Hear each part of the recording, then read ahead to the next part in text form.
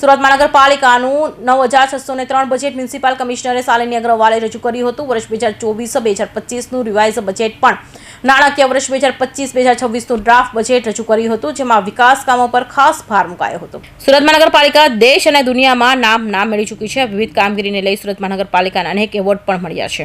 ત્યારે સુરત મહાનગરપાલિકાનું વર્ષ 2024-2025નું revise budget અને નાણાકીય વર્ષ 2025-2026નું ડ્રાફ્ટ બજેટ સુરત મહાનગરપાલિકાના કમિશનર શાલિની અગ્રવાલે રજૂ કર્યું હતું. સુરત મનપા કમિશનરને 9,603 કરોડનું બજેટ રજૂ કર્યું હતું, જેમાં વિકાસના કામો માટે જ 4,562 કરોડ ફાળવ્યા હતા. મનપાના કમિશનરે સ્થાયી સમિતિ રજૂ કરેલા બજેટમાં નવા વિસ્તારોમાં પ્રાથમિક સુવિધા, નવા bridge, BRTS, electric bus, economic growth વધારવા કેપિટલ બજેટ, રેવન્યુ આવક, green boat, rain water harvesting, recharge, drainage વિભાગના કામો સહિતના મુદ્દાઓને ધ્યાનમાં લઈને અનેક કામોનો સમાવેશ કરાયો છે. વિકસિત ભારત 2047ના પરિપ્રેક્ષ્યમાં Surat growth hub economic plan 2047 બનાવવામાં આવ્યું છે અને એના અંતર્ગત સુરત શહેરને global growth hub city, economic city, future ready city, most liveable city અને સસ્ટેનેબલ એન્ડ રિઝિલિયન્ટ સિટી તરફ આગળ ધપાવતું વર્ષ 2025-26નું સુરત મહાનગરપાલિકા તરફથી આજે બજેટ રજૂ કરવામાં આવ્યું છે. અત્યારે સુધીનું સૌથી મોટું કદ ધરાવતું બજેટ છે. 9,603 કરોડનું બજેટ છે. કેપિટલ કામો ઉપર, વિકાસલક્ષી કામો ઉપર ભાર મૂકવામાં આવ્યું છે. એટલે અત્યારે સુધીનું સૌથી મોટું કેપિટલ એક્સપેન્ડિચર ધરાવતું બજેટ છે 4,562 કરોડનું અને સાથે આત્મનિર્ભરતાના ભાગરૂપે રેવન્યુ આવક ઉપર ફોકસ કરતું બજેટ છે. એટલે 5,510 કરોડનું રેવન્યુ આવક આ બજેટમાં પ્રપોઝ કરવામાં આવ્યું છે. કોઈ પણ કર દર વધારો સૂચવવામાં આવ્યું નથી.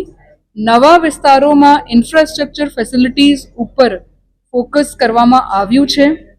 સુરત શહેરમાં શહેરી ગરીબો, મહિલાઓ, બાળકો, દિવ્યાંગો, વડીલો, ઇન્ડસ્ટ્રીઝમાં કામ કરતા કામદારો, જુદા જુદા અસંગઠિત ક્ષેત્રમાં કામ કરતા કામદારો, વલ્નરેબલ સેક્શન્સ, સમાજના દરેક વર્ગને લોકોપયોગી બને અને એમના માટેના વિકાસલક્ષી કામો થાય એ પ્રકારનું બજેટ રજૂ કરવામાં આવ્યું છે.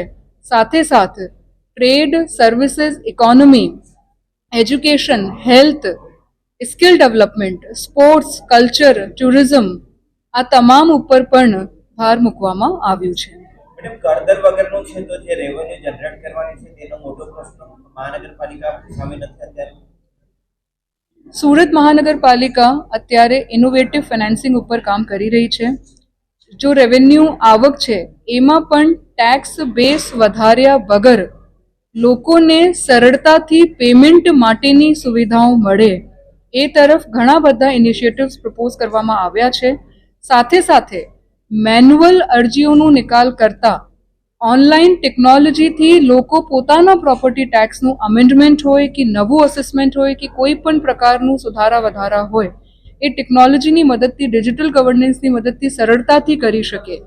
આ તમામ ઉપર આગળ વધી રહી છે. એટલે છેલ્લા થોડેક વર્ષથી ખૂબ ઝડપથી રેવન્યુ આવક ટેક્સ રેટ વધાર્યા વગર પણ ટેક્સ કલેક્શન એફિશિયન્સી સિસ્ટમથી વધારવાનો પ્રયત્ન કરવામાં આવી રહ્યું છે. તમે કહ્યું કે પરફોર્મન્સ